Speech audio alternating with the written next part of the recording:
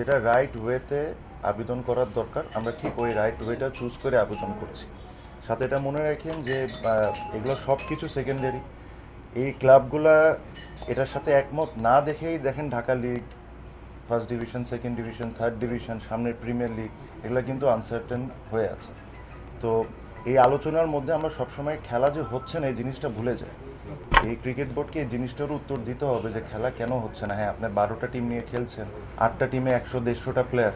First ডিভিশনে আলাদাভাবে tournament করা হয়েছে, বাট সেকেন্ড ডিভিশনও করা হয়নি, থার্ড ডিভিশনও করা হয়নি। প্রিমিয়ার লিগ যদি খেলা না হয় তাহলে কি হবে? এসব কিন্তু প্রশ্ন করতে হবে, এগুলো জানতে হবে, ওদের উত্তর দিতে হবে। ও কে কী করছে না করছে ওনারা এইসব নিয়ে আপাতত ব্যস্ত। আমি এত ডিটেলসে যেতে চাই না। আমরা রাইট ওয়েতে যেভাবে করে প্রসেস মেনটেন করে যেসব জিনিস করার দরকার আমরা ঠিক ওই ওয়েতে যাচ্ছি।